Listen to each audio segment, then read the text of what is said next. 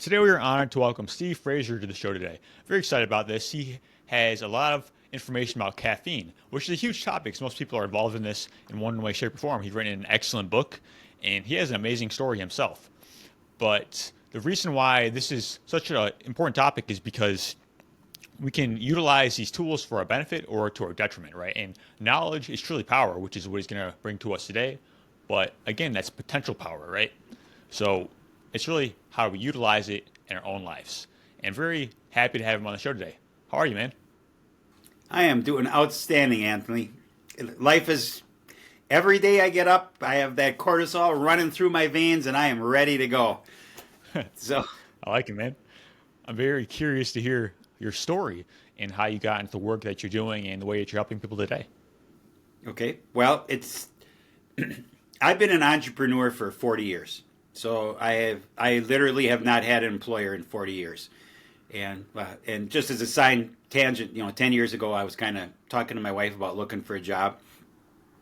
I was just kind of lost, maybe whatever the word. And she looks at me and she said, "Steve, you're unemployable." And as we talked about it, she's absolutely right, because when you've been self-employed for that long, you tend to have your own thoughts. I grew up 28 years old. I bought my first restaurant, built five more. We ran them. My wife and I ran them over the next 23 years. Lived on caffeine. I mean, I lived on caffeine because we had.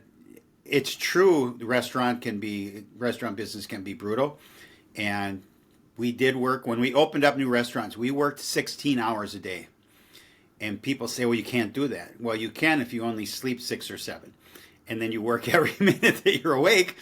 And I fell into the trap, like many other people, caffeine drinkers. I would drink caffeine all day, and then I would I have a beer and a shot of tequila before I went to bed so I could sleep. And because we had Mexican restaurants and bars, and so I quit then. I didn't quit then. I quit later on. About 13 years ago was I had my wife got ill, and that's where my journey really starts. Was when she got ill, and we saw over 2 years we saw 17 doctors together, and no one could help her, and they all literally just said, "There's the door, see you later." And our daughter had started her natural health practice, and she said, "I'm going to come over and test Brenda." That's my wife. And 15 minutes in the kitchen, and she said, and it's energy work. It's muscle testing and energy work. It's all natural supplements. She said, "You have Lyme disease from the waist down." And so and this was confirmed by her mentor 4 days later. So for 2 years she was undiagnosed Lyme, which I'm sure most of the people, or many of the people that are listening to this, including yourself, know of someone or know someone that has Lyme. And it's a autoimmune disease which can technically be termed as an umbrella for a whole bunch of other autoimmune diseases. And regular doctors just don't have the answers, because it's not something that you can prescribe for or cut. You have to dive into lifestyle, and you have to dive into natural choices, and that's what we did. So we went into the natural health rabbit hole, which saved her life, actually, literally, because she was dying. She was down to 89 pounds from 115. There's not much there. And so we got into this natural health, and then several years ago, I became certified as a self-sabotage coach. And that combination led me to caffeine. Now, how I got really into caffeine was right about the time that Brenda was diagnosed, which is about 11 years ago. I had a health scare. I was driving. I had heart palpitations. I thought I was having a heart attack. I turned around. She took me to the emergency room. They put me on an EKG, and my heart is jumping out of my chest. And I can see the EKG. Every time my heart jumps, I can see the EKG needle move. And the doctor comes in, and he says, you're not dying. You're going to be okay. You're fine." Well, I don't feel fine because I got this thing going on in my chest. And he said, "What you're experiencing is premature ventricular contractions. PVCs. And he said, everybody has them, but you just happen to be in the minority of people that can really feel them. And I said, what causes this? And he said, well, stress. And then he paused and he smiled a little bit and he said, and caffeine. and I had been in the car already caffeine loading. I was on my way to a 12-hour day, driving 3 hours, working for 6 hours on my feet, and then driving home 3 hours. So I would drink coffee all morning. I would drink energy drinks during the afternoon. So I quit caffeine right then. And like every good addict, and I don't use that as a insulting term, I was addicted to caffeine, as many people are. I thought I could control it, and I couldn't. So about 2 or 3 years later, I started drinking caffeine again. Until 2 years ago, I just said, I can't do this anymore. I wasn't sleeping well. I knew that it owned me. Caffeine owned me. I had to have caffeine when I got up. I had to have caffeine in the afternoon to keep me going, to give me energy. And so I quit cold turkey. And I'm going to give you this is my personal opinion based on all the research I've done. Don't do it. Just don't quit cold turkey, because it's brutal. I'm telling you, and the key is, one of them is the headaches. And people don't know why they're getting their headaches when they quit caffeine. Well, it's adenosine headaches is what it is. And we'll get into the sleep cycle, circadian rhythm in a couple minutes. But the bottom line is, when you quit caffeine, your adenosine receptors open up, and they're right in the front part of your brain. And you get this massive blood flow, and it can last anywhere from 12 hours to 10 days. And it's debilitating. You're crabby. You get brain fog. You get fatigue, because adenosine is what puts you to sleep at night. And you have been plugging these receptors up with caffeine, because the caffeine molecule is very similar to the adenosine molecule. I know I'm getting a little geeky here, but this is what's going on. And people don't know why they're getting these headaches. Even if you're a chronic user and you wake up in the morning and you don't have caffeine right away, by 10 or 11 o'clock, you're going to have a splitting headache. And I know that people are listening to this and they can relate to this. My daughter, who is a natural health practitioner, has a caffeine habit that she's trying to break. And I can give you 2 instances. 4 weeks ago, she was coming down. She forgot to have caffeine, 11:30 in the morning. She had this killer headache. She realized she hadn't had her coffee. She had coffee. 10 minutes later, no headache. Okay, and there's no pain reliever that can get rid of this. Caffeine is the only thing that can stop an adenosine headache. And then last week, she forgot to drink caffeine, period. And then at about 10 o'clock at night, when she was trying to go to sleep, she literally gets this screaming headache. And she thought about it, and she got up, she made a cup of coffee, she drank it, and went right to bed. Headache went away and went to sleep.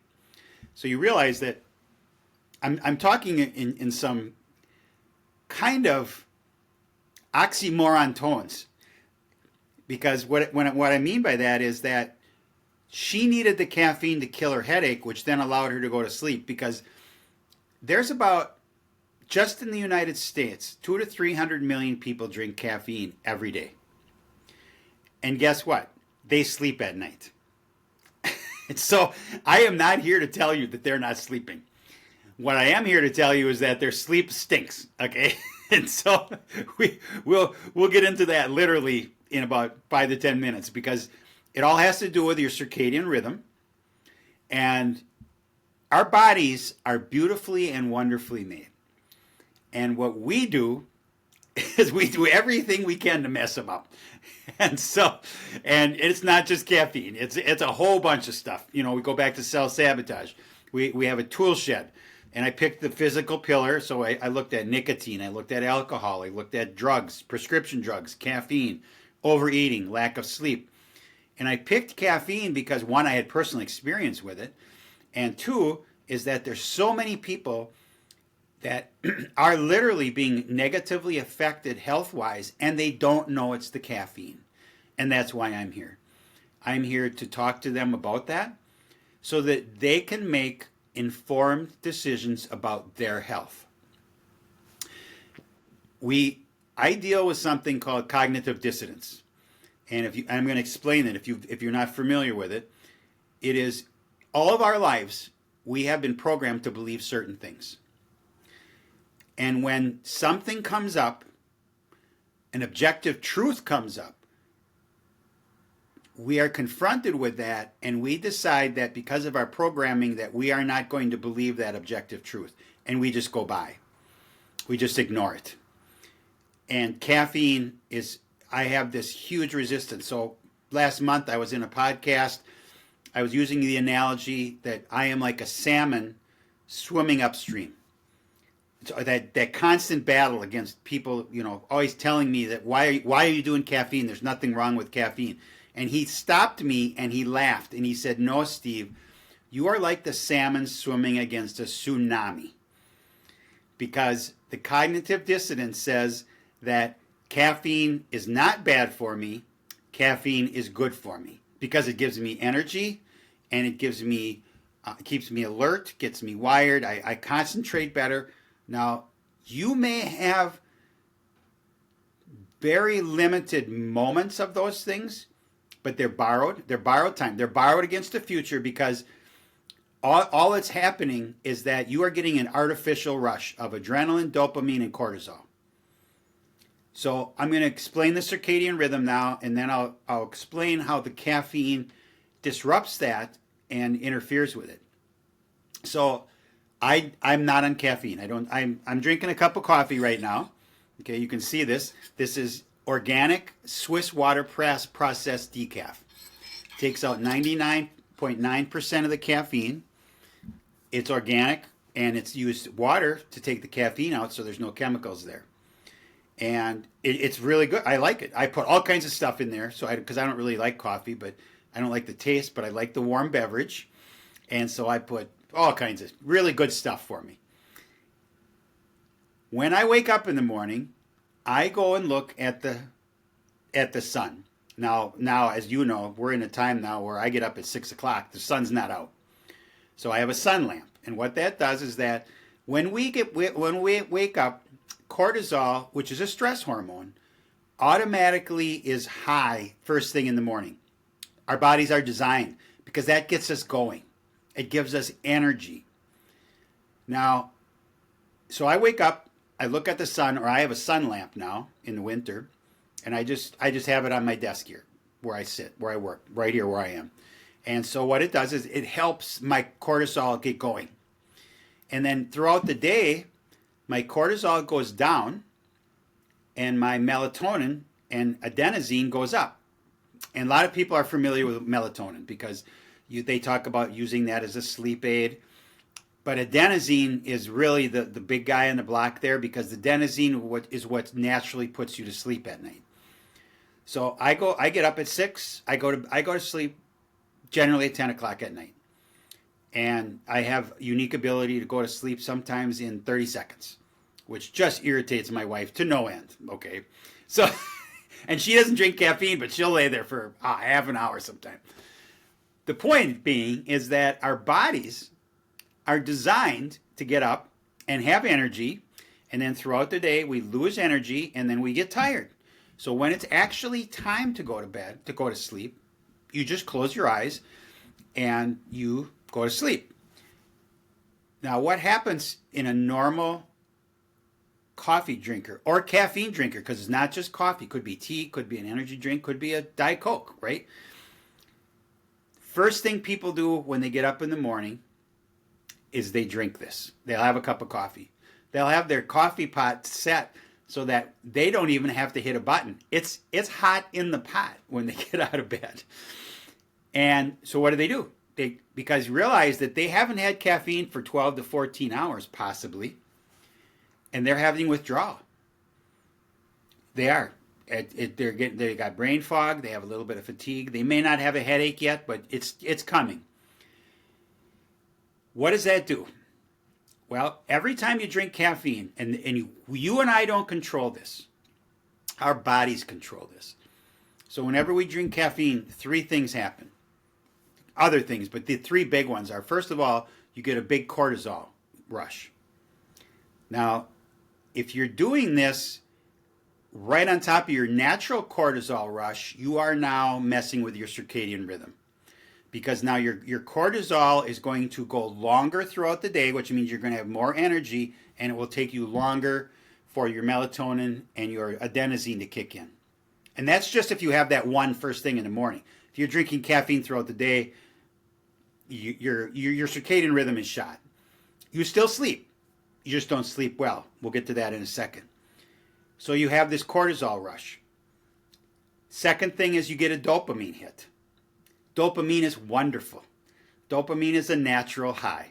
We all get it. And we get it throughout the day. Whenever you're experiencing something or you look forward to something and it actually happens.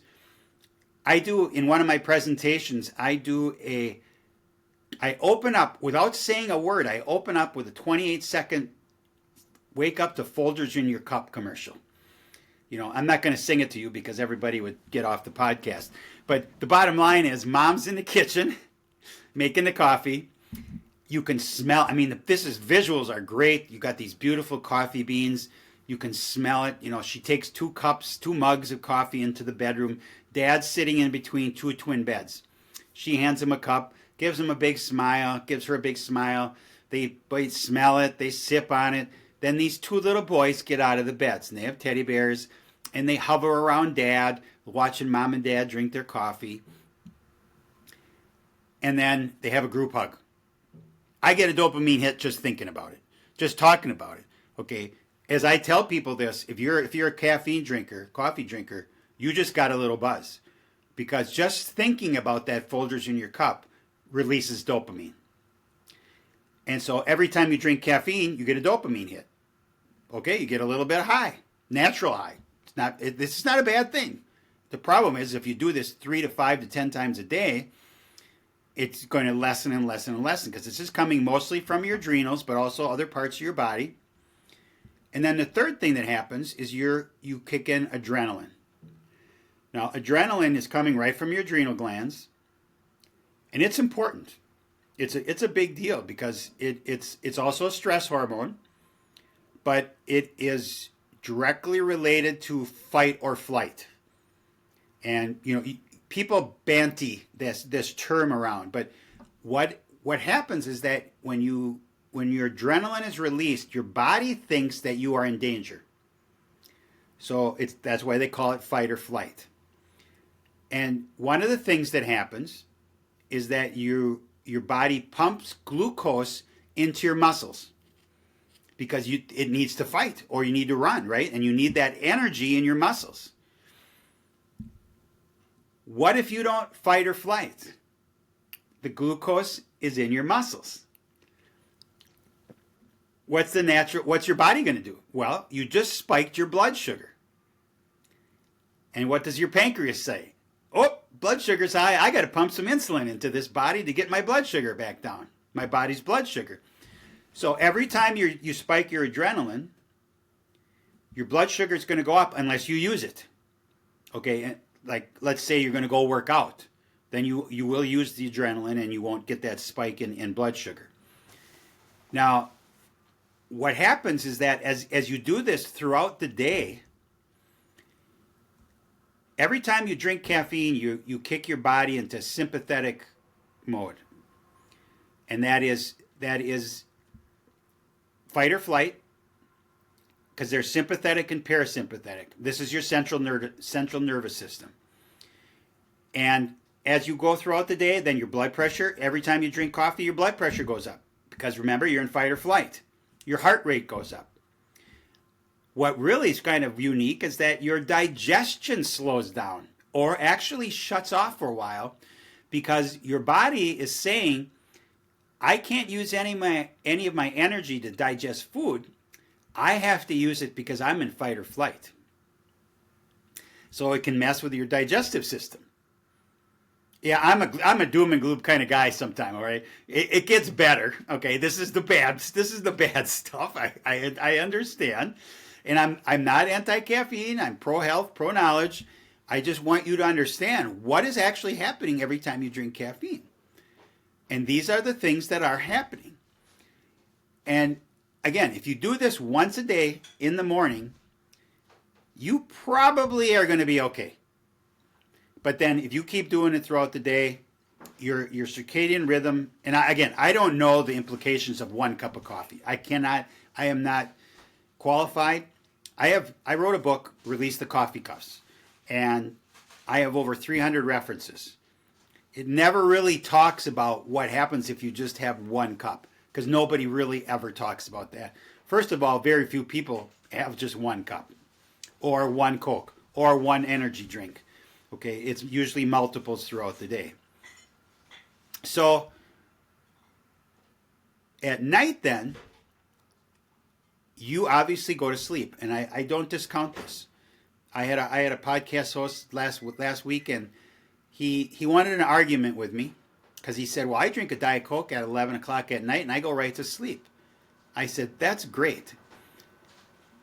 That's all I said. Now, I know his sleep stinks because I know I'm going to tell you what happens to your sleep.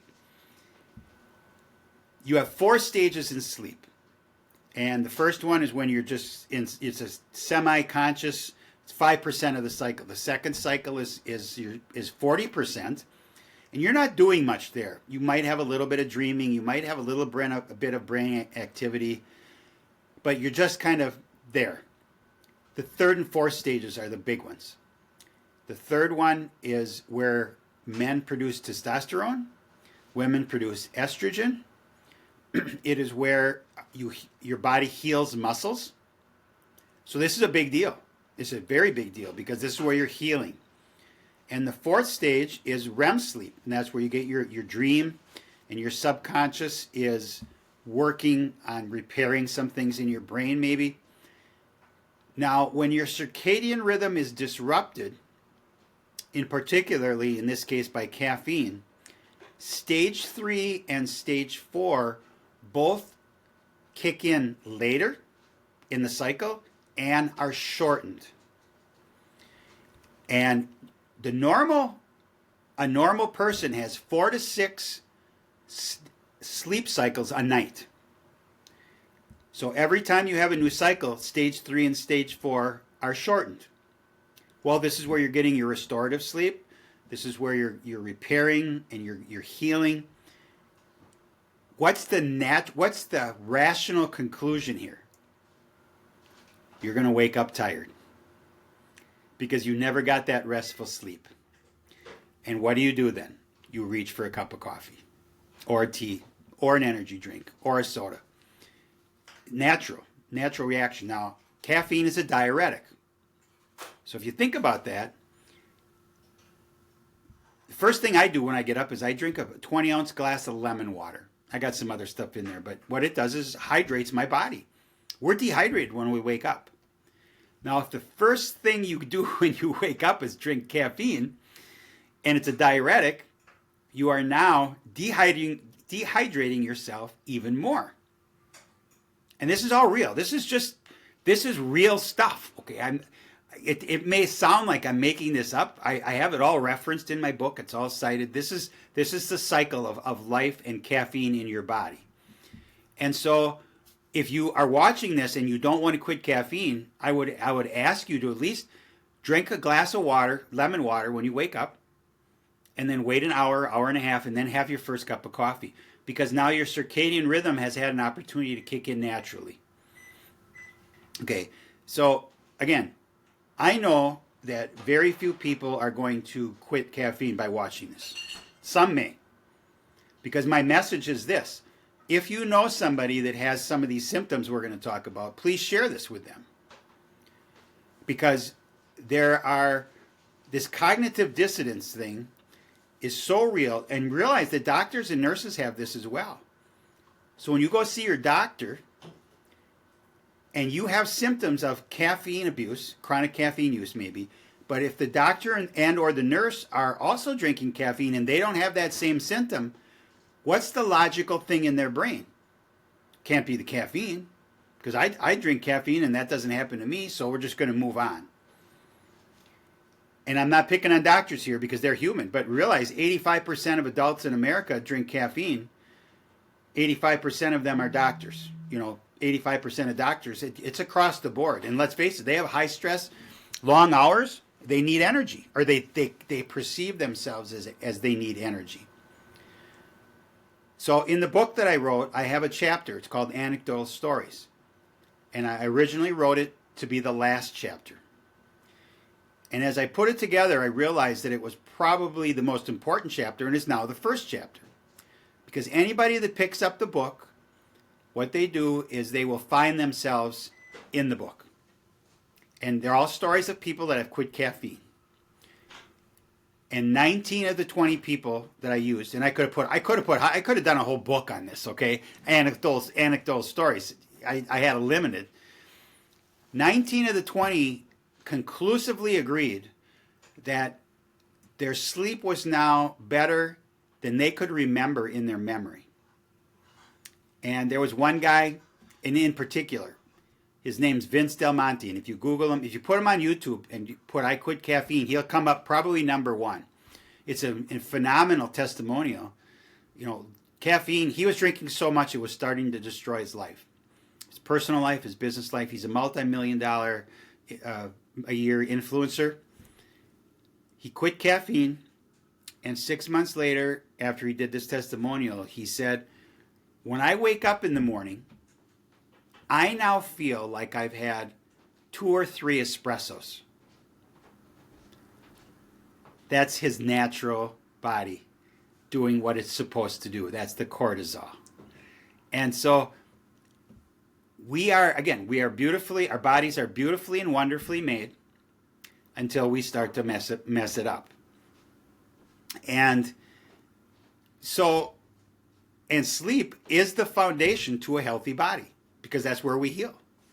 We don't heal during the day.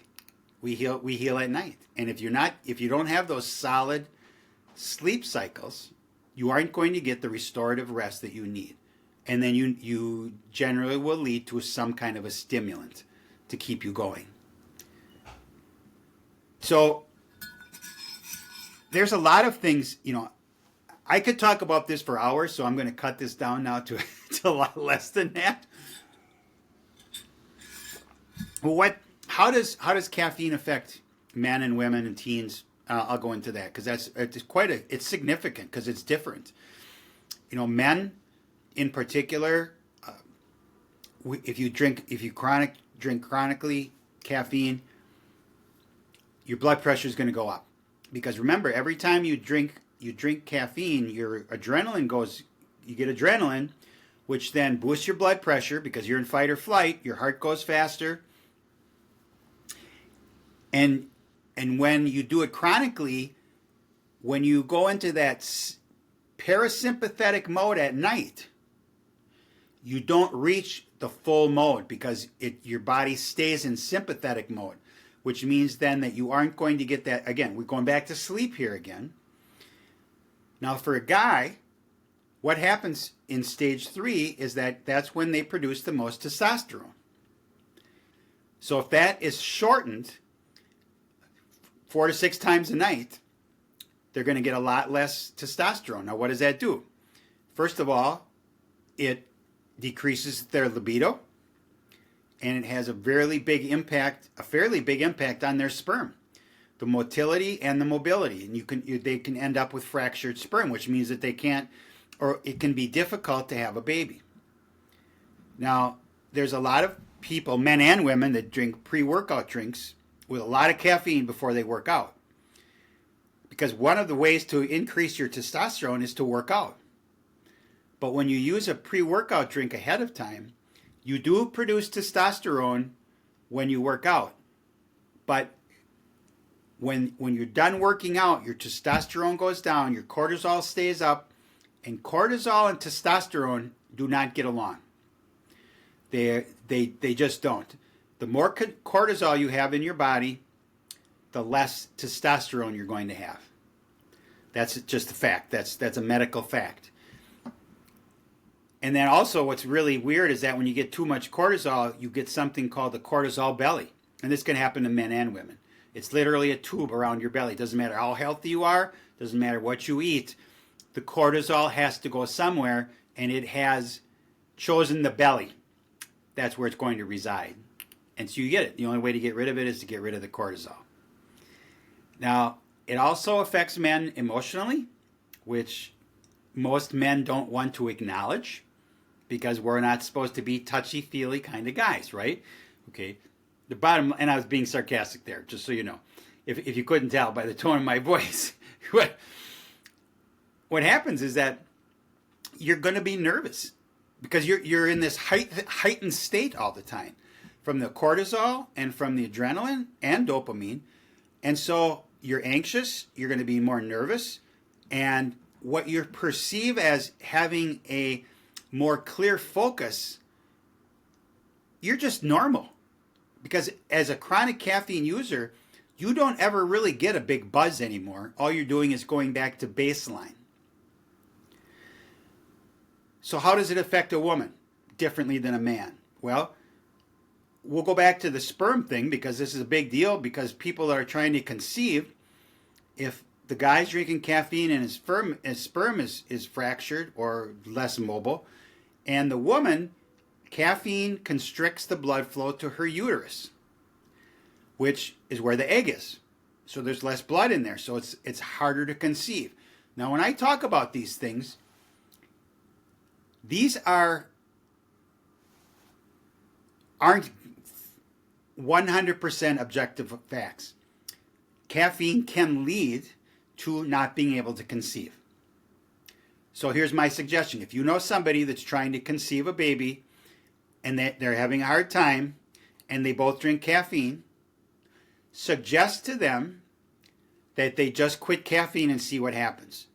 It may or may not work. Okay, again, this is a probability. This is one of those things that you don't know what the end result is, but it could be the cause, right?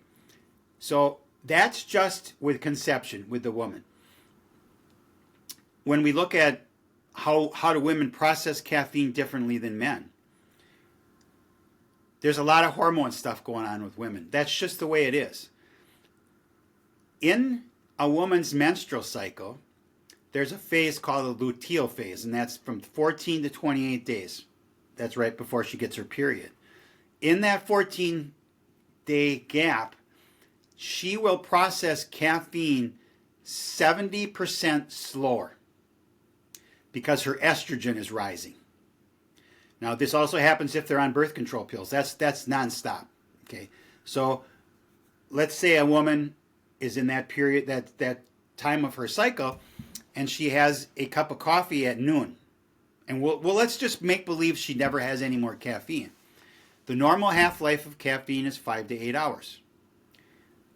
During that time of her cycle, the half-life goes to 8 to 12 hours.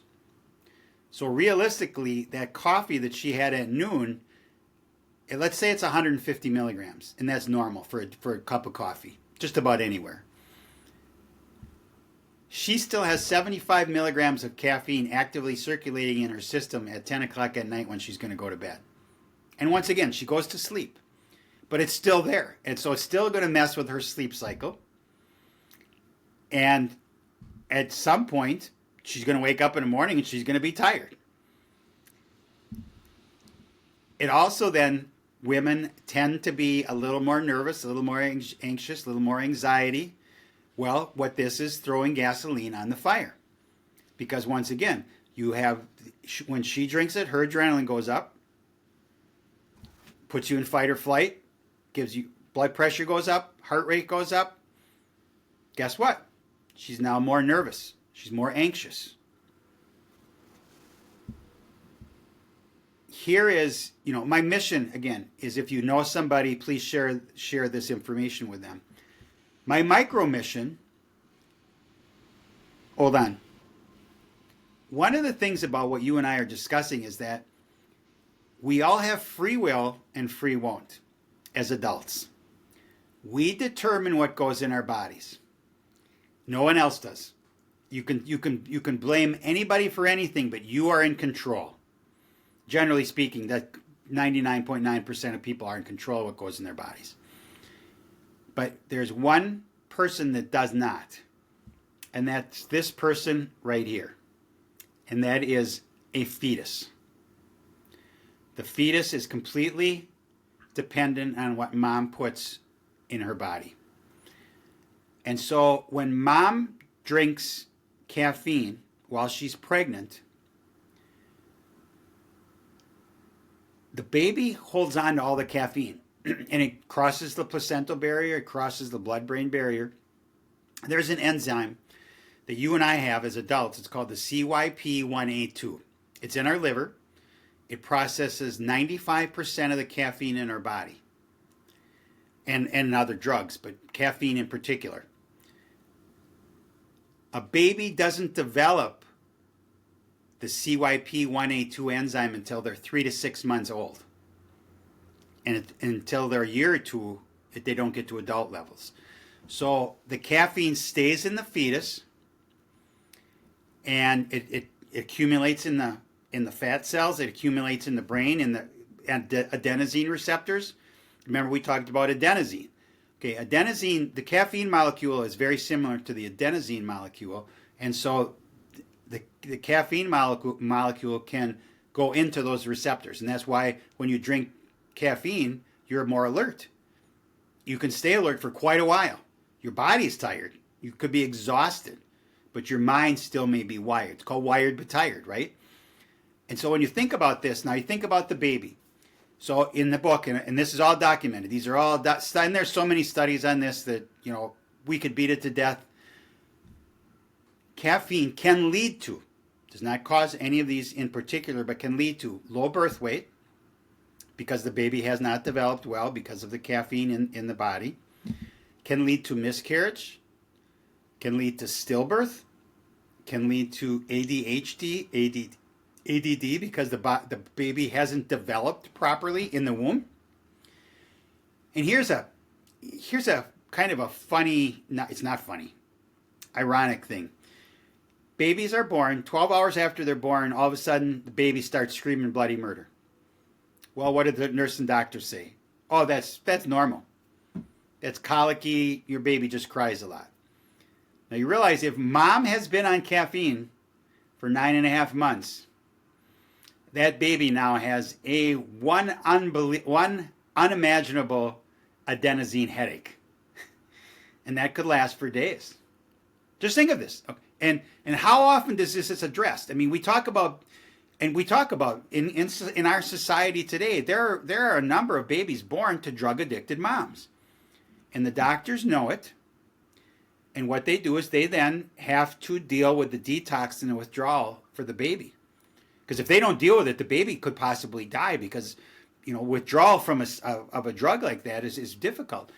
Does anybody ever really talk about the baby withdrawing from caffeine? I'm sure somebody does. It's not something that I've come across. Okay, now that's just one of the things, that adenosine headache. But you look back at the stillbirths and you look back at the miscarriages. I have 2 miscarriages in my immediate family. I have 2 grandchildren that I know that I don't know because they weren't born. My daughter and my daughter-in-law. I went to my niece's daughter, open casket, 7-month-old fetus funeral. And if that doesn't rip your heart out, you don't have a heart. Again, I'm not saying that was caused by caffeine. But if you and I can spread this message to everyone that's listening and everyone because I do this wherever I go, if a mom is drinking caffeine, tell her about some of these things. And she may rethink it. All I ask is that she quits while she's pregnant. If she wants to drink caffeine after that, fine, go for it. It's your body. But that fetus does not have anything to say here. And if through our message that we're talking about right here, if one pregnant mom quits caffeine and has a healthy baby that didn't miscarriage or stillbirth, we may have saved a life. How powerful is that? Okay. You don't get to say that every day. I don't imagine you've done many podcasts where the guys looked at you and said, we can save a life here. Okay. Because it is. And here's the ironic part is we will never know. There's no delayed gratification here. In my heart, I know that if I spread this message far enough and wide enough, that somebody's going to quit caffeine and they're going to have a healthy baby because of that. And I know for a fact that there's millions of babies born that their moms drink caffeine and they come out and they're pretty much okay. There's probably some things that have been affected in the womb. But once again, if you're the person that has a miscarriage, it's a big deal to you. You're not a statistic. You are the person. And so that's where I'm going with that. Now you look at teens as an example. Here's a fun fact to know and tell. Teens and late teens, their circadian rhythm is different than adults. And they're 2 hours later. And this changes as they grow up. So when your teenager looks at you, I'm sure you don't have any teenagers in your house. I have 4 kids and 8 grandchildren, and at 10 o'clock at night, I'm not tired, Dad. I'm not tired, Mom.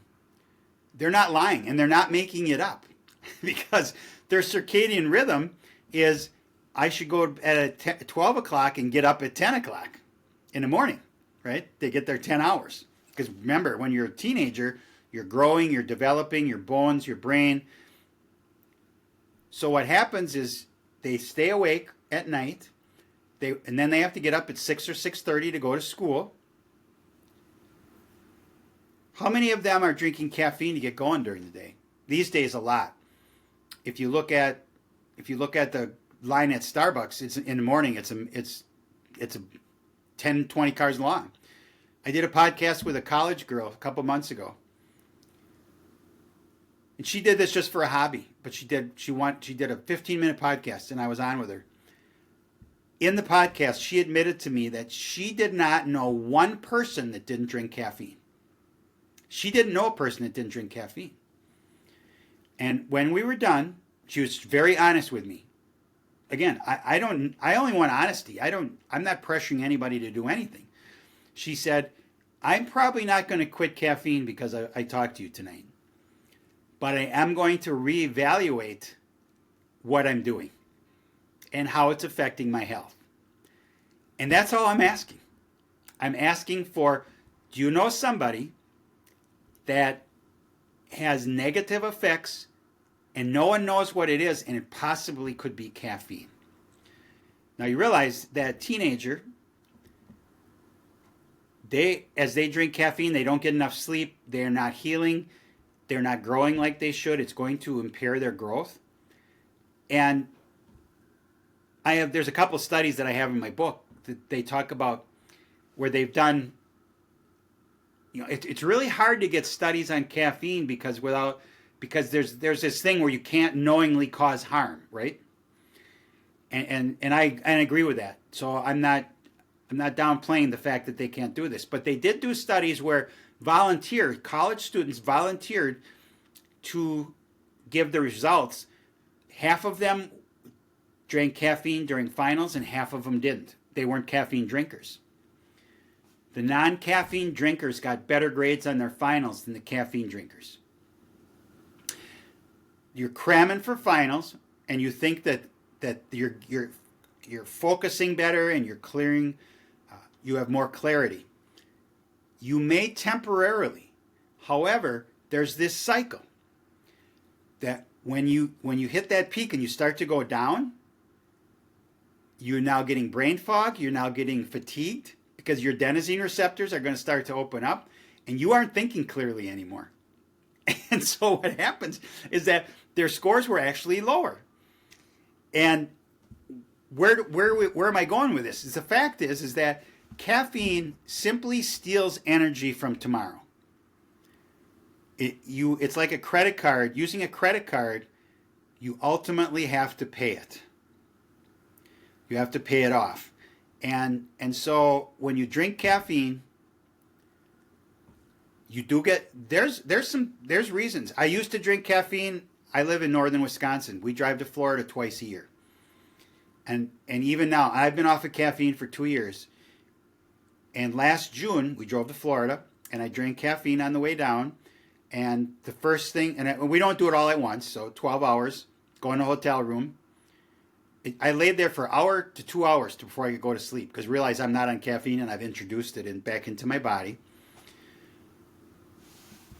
Then the next morning I'm tired, so I have to drink more caffeine because I'm going to drive another 10 hours. Now in September I drove, and it's the first time in 33 years that I've driven to Florida and I didn't drink any caffeine all the way down and all the way back. And the first night we had been in the car for 12 and a half hours. We got into the hotel. We're in the elevator. My wife pushes the button, and I looked there and I said, I have never felt this good after driving 12 and a half hours because I didn't have any crash. I was tired, and I went up to the room and I went to sleep. And so when I woke up in the morning, I wasn't tired because I got a good night's sleep. And so I didn't need caffeine to get me going because I was always using this as a crutch or a tool because I like dopamine. I'm honest. I like dopamine. I like adrenaline rush. I liked all this stuff. That's how you get hooked. That's why if you don't think you're addicted, and everybody because we all process caffeine differently, you could be that unique person that quits caffeine and has no withdrawal because there are people out there, and I've talked to them. But you're not the norm. You're the exception. And so if you go into this and say, I'm not addicted, I challenge you to quit for 12 to 24 hours. And if you do that, and you don't have a headache, and you don't have brain fog, you're not addicted. But if you're drinking 3 to 5 cups of coffee a day and or a soda with caffeine and or energy drink, you are going to have some major withdrawal. Now, when we talk about, I have a coaching program and a book where we talk about withdrawals and how to deal with this. Again, I don't ever encourage anybody to do cold turkey. I really recommend tapering, and that is to very slowly get off of caffeine.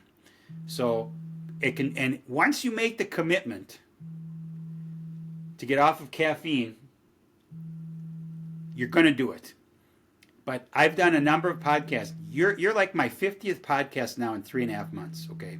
And I've done a number of podcasts with recovered drug addicts and alcoholics because we're talking about recovery. And unanimously, you either quit or you don't quit. You don't try to quit. If you try to quit, you're going to fail. I started out my entrepreneur journey 40 years ago in the restaurant business, and I was in there for 23 years. And people would come up to me and say, I'm gonna try to quit smoking tomorrow. I just wanted to give you a heads up because I'm probably going to be crabby. And I would look at them and I would chuckle a little bit and I would say, please don't waste your time. Because if you are going to try to quit, you're going to fail. And all you're going to do is make your life miserable, and you're going to make my life miserable. Because you're going to be crabby until you have that next cigarette. It's the same with caffeine. It's the same with alcohol. It's the same with drugs. You have to, and you have to have a plan. And again, unanimously, we've talked about this with the recovery specialists. And I just before I was on with you, I was on with a guy that does alcohol recovery. And he said right out, he said, if you don't have a plan, you're going to fail. So you have to, because quitting caffeine isn't just about the physical part. It's about psychological, emotional, and sociological. Because what are you going to do? And this happened to me a couple of months ago, and I'm going to tell you what happened because you have to be able to address this if you're going to quit caffeine. I went out for breakfast with a good friend of mine. Waitress walks up to the table. She said, can I start out you guys with a cup of coffee? He said, sure, I'll have one. And I said, I'll have decaf. And he slams his hands on the table, literally puts his head across the table and said, decaf? I said, yeah, caffeine doesn't agree with me. And I thought about it for a couple minutes, and we're good enough friends that I could bring this up. I looked at him, I said, you realize that when you just said that to me, eight or nine people out of 10 that you'd have said that to would have had a caffeine, would have had a regular cup of coffee. Social pressure. Okay. when we talk about in self-sabotage, and I'm a certified self-sabotage coach, we talk about the herd. Being in the herd is very comfortable because nobody ever looks at you and says, oh, you're not normal. You're normal because you're in the herd. The minute you stop doing something that's not part of the herd, you are possibly chastised, you're ridiculed, and you have to be ready for this. You know, how many people walk into a bar and if they order a non-alcoholic beer or a soda and their buddies say, why aren't you drinking? You got to have an answer. You walk into break room and you're going to have a decaf coffee. Now, maybe they don't even brew decaf. Maybe you got to brew your own, or maybe you got to bring your own. You may lose some friends because you're not part of the herd, and you have to be ready for this. And again, we talk about this in the plan. You have to have the right responses, and you have to ask. If somebody says, "Why aren't you drinking Why aren't you drinking coffee, regular coffee?" Well, it doesn't agree with me. And then you could say, when you wake up in the morning, how much energy do you have? And you know what they're going to say? Well, I don't have any. I got to go have a cup of coffee. And then my response is, I wake up and this is my best part of my day. Because I got this huge cortisol injection. I'm looking at the sun or my sun lamp. My body, and then I drink lemon water to hydrate my cells. I feel great. I don't have brain fog. I don't have fatigue. And I'm not throwing this in your face. This is not an arrogance thing. This is a fact. And you look at the testimonials in my book, the stories.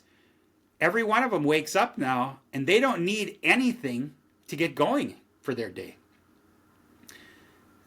And so getting off of caffeine is not just about a substance. It's also about freedom. You're free. You're no longer handcuffed. That's where I got the release the coffee cuffs from, because it's with CUFFS. Most people that drink caffeine are handcuffed to it. And when in the middle of the afternoon, when they get that crash, they either have to take a nap or they have to have more caffeine. And then finally at night, they realize that they probably shouldn't have caffeine right before they go to bed. So they don't. And they go to sleep again. But I have 16 chapters in my book. 14 of them in the middle are all not my opinion. They're referenced, they're cited. Talks about the things we talked about and a whole bunch more. Talks about adrenals, talks about men, women, teenagers, whatever. Every chapter addresses this rinse and repeat cycle, because that's what it is. And once you get into it, it's very hard to get out. I quit. I quit for years, and then I went back, and I thought I could just go back and have a couple coffees. Before I knew it, I'm having coffees, Cokes, energy drinks in the afternoon just to get me going. I was strong enough to quit. Everybody, and that's why I offer services. That's why I wrote the book, because if people want to quit and need help, you can use that as a reference guide. I did an interview with a guy in Ireland who got the book, Quit Caffeine. I actually was his first podcast guest. And he quit caffeine. And it's not easy. But he said every time I had a problem, I would go to the book as a reference guide. And I also, I have the coaching program. And it's all at releasethecoffeecuffs.com. That's the website. You can get the book there. You can get the coaching program. A whole bunch of free information. I will send you through Podmatch probably a whole bunch of links for your listeners you can put in the show notes. And the biggest one is figure out how much you're drinking. And don't lie, because you're only doing this for yourself. I mean, if you write down that you're only drinking 100 milligrams of caffeine a day and you're actually drinking 300 to 400, who are you kidding? You're just kidding yourself. You're not kidding anybody else.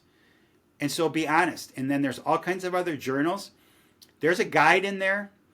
It lists 1,000 beverages in the United States and Canada, how much caffeine is in them. It goes to every size at Starbucks, every size at Dunkin', every size at Tim Hortons. And it talks about sodas. 8 months ago, while I was writing my book, I'm drinking a Diet Dr. Pepper. Now I'm writing a book about caffeine. And I believe that I don't drink caffeine at the time. I looked at the can, and in the ingredients it says caffeine. Okay? Did not see this coming, just so you know. So then I went to this list and I started looking up. So in my patio, I have 2 cases of Diet Sundrop. Diet Sundrop is a citrus soda. And I'm thinking, there can't be any harm. So I looked it up. Sundrop soda has the most caffeine of any 12-ounce soda in the United States or in the world. It's got 64 milligrams of caffeine in it. And why? To get you addicted. Because when you take the caffeine out of coffee to make a decaf, guess what they do with it? They sell it to the soda companies and they sell it to the energy drink companies. Caffeine is a pesticide that the coffee plant uses to keep bugs off of it. It's bitter. It tastes bitter. I know there are people that say they like the taste of caffeine, a coffee, and they may. But you know what that is? Most of that is dopamine saying, wow, you love this. It tastes good because it's going to give you this high. It's going to give you the adrenaline, the cortisol, the dopamine. Because caffeine, coffee in itself is bitter. And there are no studies that I have found that say that caffeine has any health benefits. There's a caveat there, in that is there are some health benefits to drinking coffee that doesn't have caffeine in it. Polyphenols and things like that, and antioxidants. Now, what do? I showed you this cup that I have. I drink organic Swiss water processed coffee. So there's no chemicals. It takes out 99.9% of the caffeine with water. No chemicals. It's organic. And so I don't have any pesticides or herbicides, I hope, according to the label. That's what it says. And then I put all this stuff in it. So that's an alternative. Okay, but then there's all kinds of, there's herbal teas. There's all kinds of stuff like this. There's mushroom coffees. Got to be careful with mushroom coffee because a lot of them will sneak regular coffee in with it so they get the caffeine so you still get the buzz. Caffeine is in so many things. If you don't pay attention, you become addicted and you don't even know it. Because it's in medications. Obviously it's in chocolate. It's in all kinds of over-the-counter medications, again, and prescription drugs. Because what it does, it makes you feel good. Ironically, there's a lot of caffeine in PMS medications. Now, caffeine aggravates PMS symptoms. It aggravates cramps. It aggravates all that bad things that women and men who have women that are associated with that. All those things that are associated with PMS are aggravated by caffeine. It gives you a temporary high because of the dopamine and the cortisol and the adrenaline. A temporary pain relief, but in the long run, it's only going to aggravate your cramps. Now, that's just a nugget there. I mean, that's a fun fact to know and tell, to share to possibly a woman that you might know, girlfriend, wife, sister, mom, whatever. Why am I here? I'm here to share this information, and hopefully somebody listens to what I say and shares it with someone else. Because as I've talked to you today for almost an hour now, I realize that a number of times I said, if you know someone. So I'll leave you kind of with this. My wife has a saying, and it's, you can lead a horse to water, but you can't make it drink. However, you can make it thirsty.